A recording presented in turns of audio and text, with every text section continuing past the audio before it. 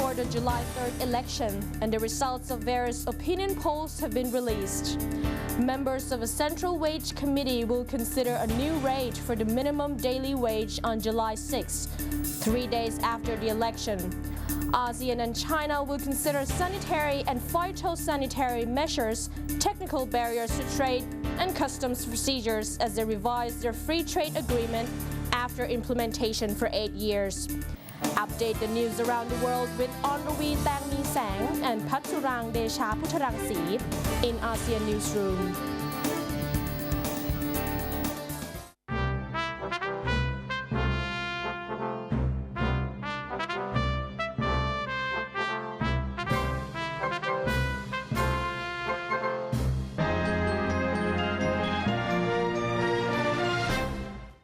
Good morning and welcome to Asean Newsroom. Today is Tuesday, June the 14th of 2011. I'm Onrawi Tangmi Sang. I'm Patsurang Desha Puttarangsi. The Election Commission warned yesterday that the election candidates would be disqualified even before the July 3rd general election if they clearly violated the electoral law. EC Chairman Apichat Sukhakhanon said the election agency's investigators were collecting information to determine whether any candidates had committed violations, such as buying votes or wrongly attacking their rivals. I believe that disqualification of candidates is possible before the July 3rd election. The EC does not need to wait until after the election. We can do it in the run-up, Apichat said. However, to give any candidate a red card, there must be clear evidence pointing to the candidate. He said a candidate would be disqualified if he or she was found to have personally committed an electoral law violation. In the case of other people committing wrongdoings on behalf of candidates, their election victory will be annulled and the EC will call another round of voting in their constituency, with the yellow-carded candidates being allowed to contest the new vote. EC investigators are gathering information and completing their investigations. If no red cards are issued ahead of the election, we, the EC, still have 30 more days to do so after the election before we announce the voting results, he said. Caretaker Prime Minister Apisit Wechashiwa told the World Economic Forum on East Asia in Jakarta that Thailand remains a vibrant economy with strong fundamentals and competitive industries. Prime Minister Apisit Wechashiwa left for Jakarta early Monday to attend the 20th World Economic Forum on East Asia. Apisit said he would confirm to participants that Thailand is ready to host and welcome the Bill EF for the first time next year. At this week's meeting, Thailand will promote business confidence among countries in the region. He would also inform business leaders that Thai politics are following a democratic process. He added that Thailand has strong potential for further development in food production, the automotive industry, tourism and service sectors as development is moving towards a sustainable basis. In the Asia-Pacific region, only Singapore and Hong Kong have hosted the Bill EF events in the past. The Thai Premier held talks with Dr. Claude Schwab, founder and administrative director of the forum, and lunched with ranking business leaders as well as confer with a senior executive of the Unilever Corporation. Later in the afternoon, Apisit met with the media and joined a televised BBC TV debate on the topic who owns the wealth and participated in the East Asia Forum's closing ceremony. World Economic Forum on East Asia was officially opened on Sunday in the Indonesian capital by President Susilo Bambang Yudhoyono.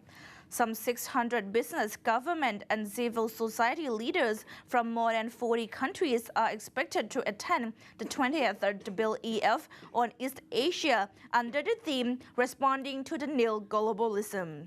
Participants warned that international community is hampered from effectively addressing the world's challenges by short-term thinking, the pressures of election cycles, and the preference for politically expedient national solutions over collaborative global responses. The Securities and Exchange Commission has insisted its proceedings against Yingluck Shinawatra for her involvement in the Chin Corporation's share scandal are finally over. The SEC said in the statement following requests from a pro-democratic group that the agency take action against Yingluck, and the agency must carry out all its tasks within the specified scope of its authority. With regard to the requested action against Yingluck for her alleged shareholding in the Chin Corp and ample rich investments on behalf of former fugitive Prime Minister Thaksin Shinawatra and Kun Ying Pochaman Napompet, the SEC said that it filed charges against Thaksin and Pochaman with the Department of Special Investigation on April 28, 2010. The DSI and the public prosecutors later decided not to launch a court proceeding for the case. The SEC noted that under the securities law, Yingluck did not breach the law by not filing reports on her shareholding, given that her shareholding is less than 5% of Chin Corp's capital. Regarding the request for investigation of Yingluck's statement in 2006 that the Shinawatra family had no involvement in two funds associated with Winmark Corporation, despite later proof that Thaksin and Pochaman owned the funds, the SEC said that it could not do so. There are 20 days left before July the 3rd general election. The results of various opinion polls have been released. These results may have a psychological impact on eligible voters. Supporters of the political party leading the polls may well feel assured that their favorite party has a high likelihood of winning without their votes. On the other side of the coin, supporters of the party faring less well in the polls may see the need to come out in full force to vote for their favorite party. As a result, the actual election outcome is likely to be different from that in the opinion surveys. Political parties can use the poll results to improve their campaigning by focusing more on areas where the surveys say they are not faring well.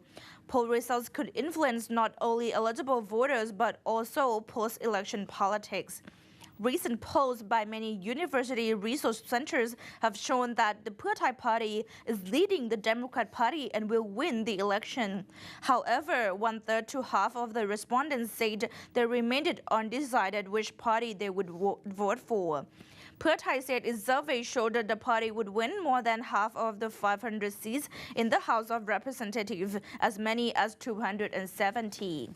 Whether the polls are accurate or misleading, the result will be known on the election day when eligible voters cast their ballots and decide which political party they want to have the mandate to run the country. Domestic politics could push the Bank of Thailand into raising interest rates again in the second half of this year to vent inflationary pressure, according to the HSBC. William Wiranto, the bank's Singapore-based Asian economist, said yesterday that there was concern over the new political power on July 3rd. It is inflationary if incoming politicians promise a lot of things. The central bank is expected again to hike the policy interest rate by 50 basis points, possibly in the fourth quarter of the year, to bring it up to 3.50% by year-end, according to HSBC. May's headline inflation stayed close to economists' expectations at 4.19%, while core inflation, which excludes volatile raw food and energy prices, breached market forecasts to hit 2.48%. In the next few months, the pent-up price pressure will come down and inflationary pressure could build up again after the new government takes office. He said that we might see the central bank tightening near the end of the year if inflation does not tempt. In addition, the rising pass-through in prices of products is likely going from the headline figure to core prices, Wiranto said, agreeing with the view of the Central Bank's Monetary Policy Committee that the core figure could surpass the upper end of the inflation target. The central bank's target range for core inflation is 0.5 to 3% this year.